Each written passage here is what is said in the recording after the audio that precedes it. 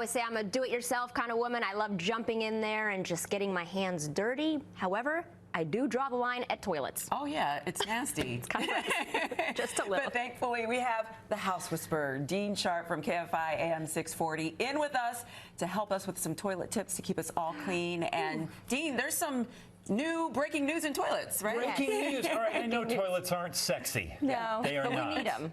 But we need them. We need them. So the first important thing is this. There's a new kind of toilet in town, and it's really useful for a lot of people. This is what a typical American toilet looks like. You see how the water goes way up and down that little narrow passageway and out into the drain.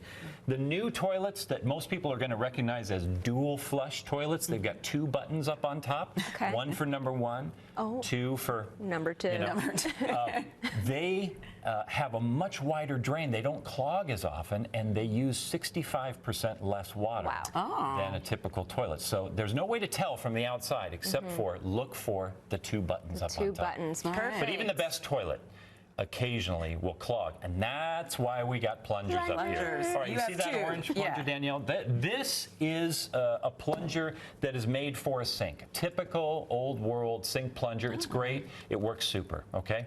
You don't want to use this on your toilet, though, because it doesn't fit well at the bottom of the bowl. It doesn't give you a really good seal, right? And it doesn't push much water. And you don't want to use your toilet plunger for the sink. No. Oh, my gosh. And this is why that plunger right there, this guy, which so many people run out and buy, this plunger right here has got this little flange at the bottom. I don't know if you guys can see that. See that little flange? I never noticed that before. It's got a flange at the bottom because it's a plunger that is wanting to be a toilet plunger, but is really just an oversized sink plunger. Plus, who wants to use a plunger for the toilet and for your kitchen sink? No, that's so this is a no-no, right?